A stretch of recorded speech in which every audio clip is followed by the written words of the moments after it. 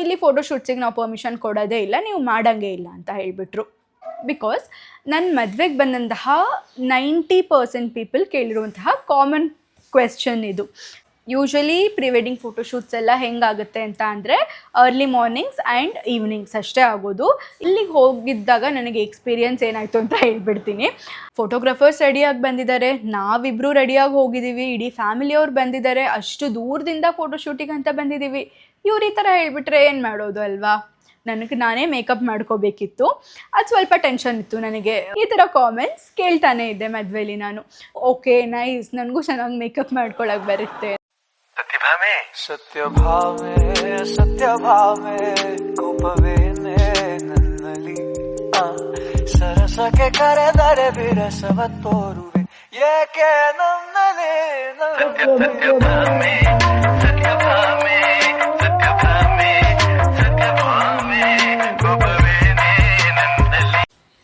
Hello hi, ಎಲ್ರಿಗೂ ನಮಸ್ಕಾರ. ನಾನು ನಿಮ್ಮ ಪ್ರೀತಿಯ Bhoomika and welcome to the channel.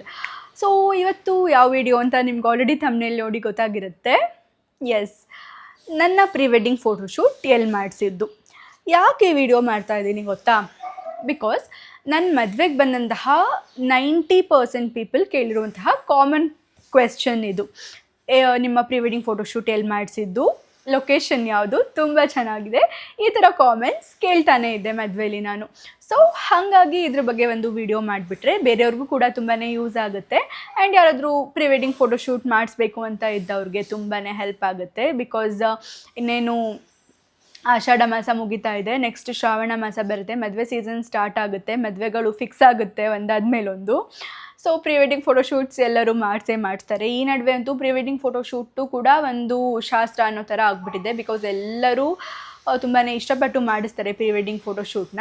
So ಲೊಕೇಶನ್ಗೋಸ್ಕರ search ಮಾಡ್ತಾ ಇರ್ತಾರೆ. ಸೊ ಹಾಗಾಗಿ ನಾನು ನಮ್ಮ ಮದುವೆದು ಪ್ರೀ ವೆಡ್ಡಿಂಗ್ ಫೋಟೋಶೂಟ್ಸ್ನ ಎಲ್ಲಿ ಮಾಡಿಸಿದೆ ಅಂತ ಶೇರ್ ಮಾಡಿದ್ರೆ ಈ ವಿಡಿಯೋ ಎಲ್ಲರಿಗೂ ಹೆಲ್ಪ್ ಆಗ್ಬೋದು. ಬಿಕಾಸ್ ನನಗೆ ಎಕ್ಸ್ಪೀರಿಯನ್ಸ್ ಆಗಿದೆ ಇದು ಪರ್ಸ್ನಲಿ. ನನ್ನ ಮದುವೆ ಟೈಮಲ್ಲಿ ನಾನು ಪ್ರೀ ವೆಡ್ಡಿಂಗ್ ಫೋಟೋಶೂಟಿಗೆ ಹೋಗುವಾಗ ತುಂಬ ಕಡೆ ಸರ್ಚ್ ಮಾಡಿದ್ದೀನಿ ಆಯಿತಾ. ಯಾವ ಲೊಕೇಶನ್ಗೆ ಹೋಗಬೇಕು, ಎಲ್ಲಿ ಚೆನ್ನಾಗಿ ಬರುತ್ತೆ, ಯಾವ ಥರ ಲೊಕೇಶನ್ಗೆ ಯಾವ ಥರ ಔಟ್ಫಿಟ್ಸ್ನ ನಾನು ಹಾಕೋಬೇಕು ಆ್ಯಂಡ್ ಯಾವ ಥೀಮ್ ಪ್ಲ್ಯಾನ್ ಮಾಡಬೇಕು, ಇದ್ರ ಬಗ್ಗೆ ಎಲ್ಲ ತುಂಬಾ ತಲೆ ಕೆಡಿಸ್ಕೊಂಡಿದ್ದೆ. ಬಿಕಾಸ್ ಎಲ್ಲೂ ಪ್ರಾಪರಾಗಿ ಸಿಗ್ತಾ ಇರಲಿಲ್ಲ. ಲೈಕ್ ಸಿಗ್ತಾಯಿತ್ತು, ಒಂದು ಲೊಕೇಶನ್ ಸಿಗ್ತಾಯಿತ್ತು, ಬಟ್ ಒಂದು ಕಂಟಿನ್ಯೂಸ್ ಆಗಿ ಒಂದು ಐಟಿನರಿ ಸಿಗ್ತಾ ಇರಲಿಲ್ಲ. ಬಿಕಾಸ್ ನಮಗೆ ಒಂದೊಂದು ಪ್ಲೇಸಿಗೆ ಒಂದೊಂದು ಸತಿ ಹೋಗೋ ಅಷ್ಟಂತೂ ಟೈಮ್ ಇರಲಿಲ್ಲ. ಬಿಕಾಸ್ ಆವಾಗ ನಾನು ಕೂಡ ವರ್ಕ್ ಮಾಡ್ತಾ ಇದ್ದೆ, ನನಗೆ ಆಫೀಸಲ್ಲಿ ರಜಾ ಸಿಗ್ತಾ ಇರಲಿಲ್ಲ. ಕೇಶವಂಗೆ ರಜಾ ಸಿಗಬೇಕು, ನಂಗೆ ರಜಾ ಸಿಗಬೇಕು. ಆ್ಯಂಡ್ ನಮ್ಮ ಫ್ಯಾಮಿಲಿ ಮೆಂಬರ್ಸ್ ಎಲ್ಲರೂ ಬಂದಿದ್ದರು ನಮ್ಮ ಜೊತೆ ಪ್ರೀ ವೆಡ್ಡಿಂಗ್ ಫೋಟೋಶೂಟ್ಗೆ. ಸೊ ಅವರೆಲ್ಲರೂ ಫ್ರೀ ಆಗಬೇಕು. So it is basically impossible. ಒಂದೇ ಸತಿ ಹೋದಾಗ ಎಲ್ಲದನ್ನು ಎಲ್ಲ ಥರ ಫೋಟೋಶೂಟ್ಸ್ನು ಮುಗಿಸ್ಕೊಂಬರ್ಬೇಕು, ಇದು ನಮ್ಮ ಪ್ಲ್ಯಾನ್ ಆಗಿತ್ತು. ಸೊ ಈ ಥರ ನಾನು ಸರ್ಚ್ ಮಾಡಿದಾಗ ನಂಗೆ ಪ್ರಾಪರಾಗಿ ಎಲ್ಲೂ ಸಿಕ್ಕಿರಲಿಲ್ಲ. So I know what my struggle is. So ಹಾಗಾಗಿ ನಾನು ಒಂದು ಐಡಿಯಾ ಬರಲಿ ಎಲ್ಲರಿಗೂ ಅಂತ ಹೇಳಿ ನಾವು ಯಾವ ಥರ ಐಟಿನರಿನ ಮಾಡಿಕೊಂಡು ಕಂಟಿನ್ಯೂಸ್ 3 days ಏನು ಫೋಟೋಶೂಟ್ ಮಾಡಿದ್ವಿ ಅದನ್ನು ಈ ವ್ಲಾಗಲ್ಲಿ ಶೇರ್ ಮಾಡ್ತೀನಿ. ಸೊ ತಡ ಮಾಡಿದೆ ವಿಡಿಯೋನ ಶುರು ಮಾಡಿಬಿಡೋಣ ಬನ್ನಿ. ಆ್ಯಂಡ್ ತುಂಬ ಜನ ನನ್ನ ವಿಡಿಯೋನ ಸಬ್ಸ್ಕ್ರೈಬ್ ಮಾಡದೆ ನೋಡ್ತಾ ಇದ್ದೀರಾ. ಪ್ಲೀಸ್ ಸಬ್ಸ್ಕ್ರೈಬ್ ಮಾಡ್ಕೊಂಡು ನೋಡಿ, ಸೊ ದಟ್ ನಮಗೂ ಕೂಡ ಒಂದು ಮೋಟಿವೇಶನ್ ಸಿಗುತ್ತೆ. ಹಾಗಾಗಿ ಸೊ ಶುರು ಮಾಡೋಣ. ಸೊ ನಾವು ಪ್ಲ್ಯಾನ್ ಮಾಡಿದ್ದು ನಾನು ಆಲ್ರೆಡಿ ಹೇಳ್ದಂಗೆ ವೀಕೆಂಡ್ಸೇ ಬೇಕಾಗಿತ್ತು ನಮಗೆ, ವೀಕ್ ಡೇಸ್ ಆಗ್ತಾ ಇರಲಿಲ್ಲ. ಸೊ ಹಾಗಾಗಿ ವೀಕೆಂಡ್ಸ್ ಪ್ಲ್ಯಾನ್ ಮಾಡಿದ್ದು ನಾವು, ಸ್ಯಾಟರ್ಡೇ ಆ್ಯಂಡ್ ಸಂಡೇ 2 days ತುಂಬ ಕಮ್ಮಿ ಆಯಿತು, ಆಗಲ್ಲ ಅಂತ ಹೇಳಿ ಫ್ರೈಡೇ ಒಂದಿನ ನಾವು ಎಕ್ಸ್ಟೆಂಡ್ ಮಾಡಿದ್ವಿ. ಅಂದರೆ ಫ್ರೈಡೆಯಿಂದ ಸ್ಟಾರ್ಟ್ ಮಾಡಿದ್ವಿ ಫೋಟೋಶೂಟ್ಸ್. ಯಾಕಪ್ಪ ಅಂತ ಅಂದರೆ ನೀವು ಹೇಳ್ಬೋದು ಹೋಲ್ ಡೇ ಇರುತ್ತೆ ಸ್ಯಾಟರ್ಡೇ ಸಂಡೇ, ಬರೀ 4 ಲೊಕೇಶನ್ಸ್ ಅಂತ ಹೇಳ್ಬೋದು. But usually pre wedding photoshoots ಎಲ್ಲ ಹೆಂಗಾಗುತ್ತೆ ಅಂತ ಅಂದರೆ ಅರ್ಲಿ ಮಾರ್ನಿಂಗ್ಸ್ ಆ್ಯಂಡ್ ಈವ್ನಿಂಗ್ಸ್ ಅಷ್ಟೇ ಆಗೋದು. ಈ ಮಧ್ಯದಲ್ಲಿರುವಂತಹ ಟೈಮ್ ಗ್ಯಾಪಲ್ಲಿ ಅವ್ರು ಯಾವುದೇ ಫೋಟೋಶೂಟ್ಸ್ನ ಮಾಡಲ್ಲ. ಯಾಕಪ್ಪ ಅಂತ ಅಂದರೆ ಸೂರ್ಯನ ಬೆಳಕು ಜಾಸ್ತಿ ಆಗ್ತಾ ಹೋದಂಗೆ ಎಕ್ಸ್ಪೋಜರ್ ತುಂಬ ಜಾಸ್ತಿ ಆಗುತ್ತೆ. ಸೊ ಎಕ್ಸ್ಪೋಜರ್ ಜಾಸ್ತಿ ಆದರೆ ಫೋಟೋಸ್ ಯಾವುದು ಕೂಡ ಚೆನ್ನಾಗಿ ಬರಲ್ಲ. ಸೊ ಹಾಗಾಗಿ ಸೂರ್ಯ ಹುಟ್ಟಕ್ಕೆ ಮುಂಚೆ ಆ್ಯಂಡ್ ಸೂರ್ಯ ಮುಳುಗೋ ಟೈಮಲ್ಲಿ, ಮುಳುಗಿದ ಮೇಲೂ ಕೂಡ ಅಲ್ಲ, ಮುಳುಗೋಂತಹ ಟೈಮಲ್ಲಿ ಅವರು ಫೋಟೋಶೂಟ್ಸ್ನ ಮಾಡ್ತಾರೆ. ಆ ಟೈಮಲ್ಲೇ ಫೋಟೋಸ್ ಎಲ್ಲದು ತುಂಬ ಚೆನ್ನಾಗಿ ಬರೋದು. ಸೊ 2 days ಅಂತ ಇಟ್ಕೊಂಡ್ರೆ ನಾವು 4 ಲೊಕೇಶನ್ಸ್ ಅಷ್ಟೇ ಮಾಡೋಕ್ಕಾಗೋದು. ಸೊ ಫ್ರೈಡೇ ಒಂದಿನ ನಾವು ಎಕ್ಸ್ಟೆಂಡ್ ಮಾಡಿದ್ರಿಂದ ನಮಗೆ 5 ಲೊಕೇಶನ್ಸಲ್ಲಿ ಫೋಟೋಶೂಟ್ ಮಾಡಿಸಿದ್ವಿ ನಾವು. ಫ್ರೈಡೇ ಮಾರ್ನಿಂಗ್ ಹೊರಟ್ವಿ ನಾವು ಹಾಸನಿಂದ. ಅರೌಂಡ್ ತಿಂಡಿ ತಿನ್ಕೊಂಡೇ ಹೊರಟ್ವಿ. ಮಾರ್ನಿಂಗ್ 7 o'clock ಅಥವಾ 8 o'clock ಅಷ್ಟೊತ್ತಿಗೆ ಹೊರಟ್ವಿ. ಸೊ ಅಲ್ಲಿಗೆ ರೀಚ್ ಆಗೋಷ್ಟೊತ್ತಿಗೆ 2 o'clock ಆಗಿತ್ತು. ಎಲ್ಲಿ ಮಾಡಿಸಿದ್ದು ಅಂದರೆ ಫಸ್ಟ್ ಅದನ್ನೇ ಹೇಳಿಲ್ಲ ನಾನು. ನಾವು ಬಂದು ಮಂಗಳೂರು ಕಡೆ ಮತ್ತು ಚಿಕ್ಕಮಂಗ್ಳೂರು ಕಡೆ 2 ಕಡೆ ಒಂದೊಂದು ಲೊಕೇಶನ್ನಲ್ಲಿ ನಾವು ಫೋಟೋಶೂಟ್ಸ್ನ ಮಾಡಿಸಿದ್ದು ಆ ಸರೌಂಡಿಂಗ್ಸಲ್ಲಿ. ಸೊ ಫಸ್ಟ್ ಫೋಟೋಶೂಟ್ ಪ್ಲೇಸ್ ಬಂದು ನಮ್ಮದು ಬೋಟ್ ಫೋಟೋಶೂಟ್ ಮಾಡಿಸಿದ್ವಿ ನಾವು. ಅಂದರೆ ಹೊನ್ನಾವರದಲ್ಲೆಲ್ಲ ನೋಡಿರ್ಬೋದು ನೀವು, because Honnavar is very very famous for pre wedding photoshoot. But ನಾವು ಹೊನ್ನಾವರ ಪ್ರಿಫರ್ ಮಾಡಲಿಲ್ಲ. ಯಾಕೆ ಅಂತಲೂ ಹೇಳ್ತೀನಿ. ಚೆನ್ನಾಗಿದೆ, ನೋಡೋಕ್ಕೆ ಚೆನ್ನಾಗಿದೆ ವೈಬೆಲ್ಲ, ಬಟ್ ತುಂಬಾ ಚಾರ್ಜಸ್ ಮಾಡ್ತಾರೆ ಅವರು. ಈ ನಡುವೆ ಅಂತೂ ಎಲ್ಲ ಫೋಟೋಶೂಟ್ಸ್ ಅಲ್ಲೇ ಆಗೋದ್ರಿಂದ ತುಂಬಾ ಜಾಸ್ತಿ ಕಾಸ್ಟ್ ಇಟ್ಟಿದ್ದಾರೆ ಅವರು ಫೋಟೋಶೂಟಿಗೆ ಪ್ರೈಸ್ನ. ಸೊ ಹಾಗಾಗಿ ಅಫೋರ್ಡಬಲ್ ಅಂತ ನಮಗೆ ಅನಿಸ್ಲಿಲ್ಲ. ಆ್ಯಂಡ್ ಅದಕ್ಕಿಂತ ಚೆನ್ನಾಗಿರುವಂತಹ ಪ್ಲೇಸ್ ನಮಗೆ ಇನ್ನೊಂದು ಸಿಕ್ತು. ಯಾವುದಪ್ಪ ಅಂತ ಅಂದರೆ ಬ್ರಹ್ಮೋಸ್ ಬೋಟಿಂಗ್ ಅಡ್ವೆಂಚರ್. ಇದಿರೋದು ಕುಂದಾಪುರದ ಹತ್ರ. ಹೊನ್ನಾವರಕ್ಕಿಂತ ಯಾವುದ್ರಲ್ಲೂ ಕಮ್ಮಿ ಇಲ್ಲ ಆಯಿತಾ. ತುಂಬಾ ಚೆನ್ನಾಗಿದೆ ಪ್ಲೇಸು. 2 ಸೈಡು ಮ್ಯಾಂಗ್ರೋವ್ ಫಾರೆಸ್ಟ್ ಇದೆ, ಮಧ್ಯದಲ್ಲಿ ವಾಟರ್ ಇದೆ. ಅದರಲ್ಲಿ ಬೋಟಲ್ಲಿ ಫೋಟೋಶೂಟ್ ಮಾಡ್ತಾರೆ. ತುಂಬಾ ಬ್ಯೂಟಿಫುಲ್ಲಾಗಿ ಬರುತ್ತೆ. ನಾನು ವೀಡಿಯೋಸ್ ಹಾಕಿರ್ತೀನಿ, ನೀವು ನೋಡ್ಬೋದು ರೆಫರೆನ್ಸಿಗೆ. ಆ್ಯಂಡ್ ಫುಲ್ ವೀಡಿಯೋಸ್ ಬೇಕು ಅಂತ ಅಂದರೆ ನಾನು ನನ್ನ ಇನ್ಸ್ಟಾಗ್ರಾಮ್ ಅಕೌಂಟಲ್ಲಿ ಫುಲ್ ಒರಿಜಿನಲ್ ವೀಡಿಯೋಸ್ನ ಅಪ್ಲೋಡ್ ಮಾಡಿರ್ತೀನಿ. ಫುಲ್ ವೀಡಿಯೋಸ್ನ ನೀವು ನೋಡ್ಬೋದು. ಇಲ್ಲಿ ಕೆಲವೊಂದು ಗ್ಲಿಮ್ಸಸ್ನ ಹಾಕಿರ್ತೀನಿ ಅಷ್ಟೇ. ಸೊ ಬ್ರಹ್ಮೋಸ್ ಬೋಟಿಂಗ್ ಅಡ್ವೆಂಚರ್ ನಾನು ಆಲ್ರೆಡಿ ಹೇಳ್ದಂಗೆ ಅಲ್ಲಿ ತುಂಬ ಕಾಸ್ಟ್ಲಿ ಏನೂ ಇಲ್ಲ.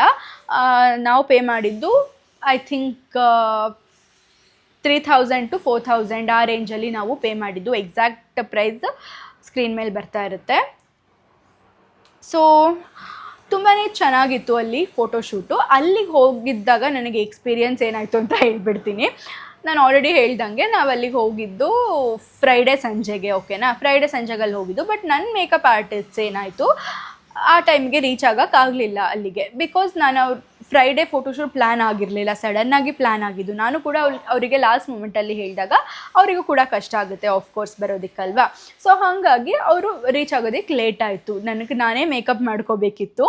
ಅದು ಸ್ವಲ್ಪ ಟೆನ್ಷನ್ ಇತ್ತು ನನಗೆ, ಹೆಂಗಾಗುತ್ತೋ ಏನೋ. ಮೇಕಪ್ ಓಕೆ, ಮೇಕಪ್ ಮಾಡ್ಕೋಬೋದು, ಐ ಕ್ಯಾನ್ ಮ್ಯಾನೇಜ್ ಆಯಿತಾ. ಬಟ್ ಹೇರ್ ಸ್ಟೈಲ್ ಅಂತೂ ತುಂಬ ಮೆಸ್ಸಿ ಆಯಿತಾ. ನನ್ನ ಹೇರ್ ಇರೋದೇ ಮೊದಲೇ ತುಂಬ ಲಾಂಗ್ ಆ್ಯಂಡ್ ಥಿಕ್. ಅದಕ್ಕೆ ಯಾವ ಹೇರ್ ಸ್ಟೈಲು ಅಷ್ಟು ನೀಟಾಗಿ ಸೆಟ್ ಆಗಲ್ಲ. ಸೊ ಹಾಗಾಗಿ ಹೇರ್ ಸ್ಟೈಲ್ ಹೆಂಗೆ ಬರುತ್ತೋ, ಮೇಕಪ್ ಹೆಂಗಾಗುತ್ತೋ ಅಂತ ತುಂಬಾ ಟೆನ್ಷನ್ ಆಗಿತ್ತು ನನಗೆ. ಬಟ್ ಫೋಟೋಶೂಟ್ ಎಲ್ಲ ಆದಮೇಲೆ ಅನ್ನಿಸ್ತು ಓಕೆ ನೈಸ್, ನನಗೂ ಚೆನ್ನಾಗಿ ಮೇಕಪ್ ಮಾಡ್ಕೊಳಕ್ಕೆ ಬರುತ್ತೆ ಅಂತ. ಎಸ್, ಬಿಕಾಸ್ ಎಲ್ಲರೂ ಹೇಳಿದ್ರು ಚೆನ್ನಾಗಿ ಕಾಣ್ತಿದ್ದೆ. ಆ ಲುಕ್ಕೇ ಇಷ್ಟ ಆಯಿತು ನನಗೆ ಇನ್ಫ್ಯಾಕ್ಟ್ ಅಂತ ತುಂಬ ಜನ ಹೇಳಿದ್ರು. ಬಟ್ ಓಕೆ, ಚೆನ್ನಾಗಿ ಮಾಡ್ಕೊಂಡಿದ್ದೆ, ಚೆನ್ನಾಗಿ ಬಂತು. ಫಸ್ಟ್ ಡೇ ಫೋಟೋಶೂಟ್ ಅಂತೂ ಸಕ್ಸಸ್ಫುಲ್ಲಾಗಿ ಆಯಿತು. ಸೊ ನಮಗೂ ಅಷ್ಟೇ ಒಂದು ನೆಕ್ಸ್ಟ್ ಡೇಗೆ ಫೋಟೋಶೂಟ್ ಮಾಡಿಸ್ಕೊಳ್ಳೋದಕ್ಕೆ ಒಂದು ಮೋಟಿವೇಶನ್ ಬಂತು.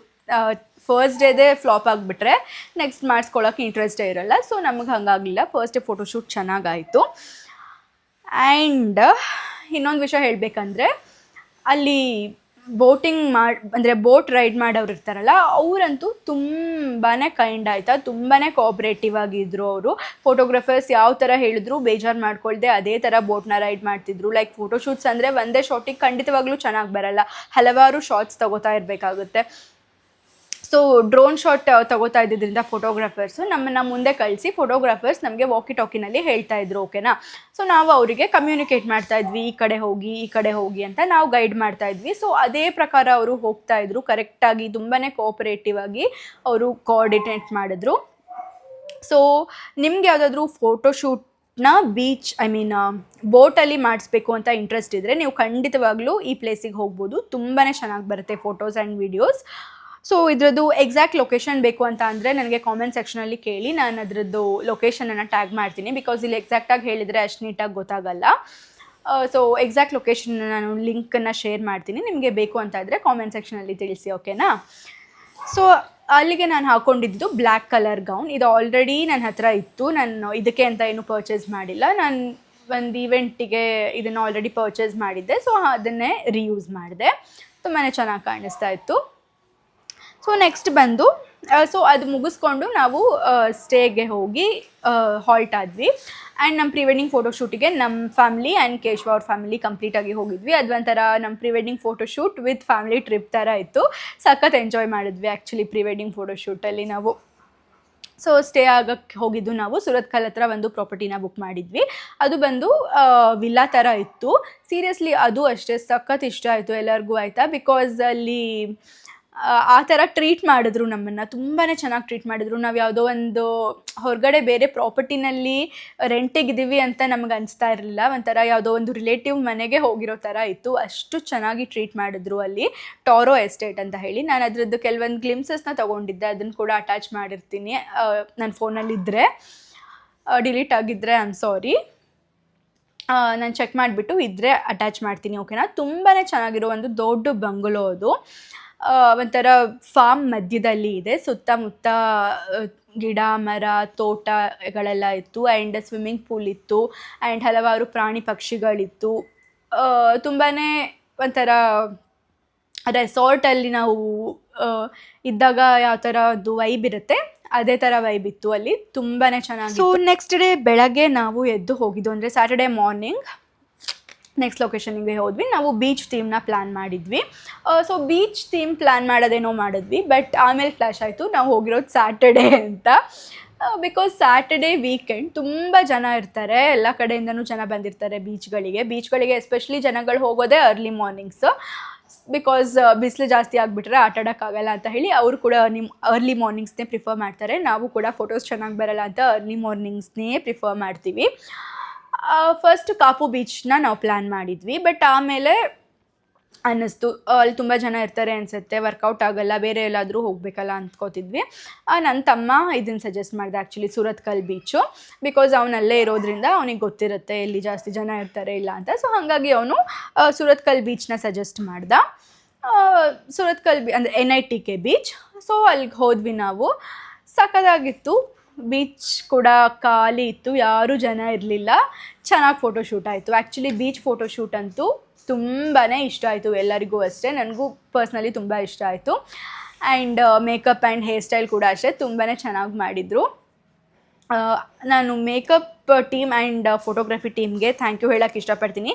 ಬಿಕಾಸ್ ಮೇಕಪ್ನ ಅಷ್ಟೇ ತುಂಬ ಚೆನ್ನಾಗಿ ಮಾಡಿದರು, ಏನೂ ಜಾಸ್ತಿ ಓವರಾಗಿ ಮಾಡಿರಲಿಲ್ಲ. ನನ್ನ ಫೇಸ್ ಫೀಚರ್ಸ್ ಎಲ್ಲ ಚೇಂಜ್ ಆಗೋಷ್ಟು ಜಾಸ್ತಿ ಮೇಕಪ್ ಮಾಡಿರಲಿಲ್ಲ. ಸಿಂಪಲ್ ಆ್ಯಂಡ್ ಸೆಟಲ್ಲಾಗಿ ಮಾಡಿದರು. ಆ್ಯಂಡ್ ನಾನು ಅವ್ರಿಗೆ ಜಾಸ್ತಿ ಏನೂ ಹೇಳಿರಲಿಲ್ಲ, ಈ ಥರ ಒಂದು ಲುಕ್ ಬೇಕು ಅಂತ ಹೇಳಿದ್ದೆ ಅಷ್ಟೇ. ಮಧ್ಯದಲ್ಲೆಲ್ಲ ಏನೂ ಹೇಳ್ತಾ ಇರಲಿಲ್ಲ ಅವರಿಗೆ ಸಜೆಷನ್ಸು. ನೀಟಾಗಿ ಮಾಡಿ ಮುಗಿಸ್ಕೊಟ್ರು ಅವರು. ನಂಗೆ ತುಂಬಾ ಇಷ್ಟ ಆಯಿತು ಮೇಕಪ್ಪು. ಸೊ ನಾನು ಮೇಕಪ್ ಯಾರ ಹತ್ರ ಮಾಡಿಸಿದೆ ಅಂತ ನಿಮಗೇನಾದರೂ ಅವ್ರ ಕಾಂಟ್ಯಾಕ್ಟ್ ಡೀಟೇಲ್ಸ್ ಬೇಕು ಅಂತ ಅಂದರೆ ನನಗೆ ಕಾಮೆಂಟಲ್ಲಿ ತಿಳಿಸಿ ಹೇಳ್ತೀನಿ. ಆ್ಯಂಡ್ ಫೋಟೋಗ್ರಫಿ ಕೂಡ ಅಷ್ಟೇ ತುಂಬಾ ಕೋಆಪ್ರೇಟಿವ್ ಆಗಿದ್ದರು, ತುಂಬಾ ಫ್ರೆಂಡ್ಲಿ ಆಗಿದ್ದರು ಫೋಟೋಗ್ರಾಫರ್ಸ್ ಎಲ್ಲರೂ ಅಷ್ಟೇ.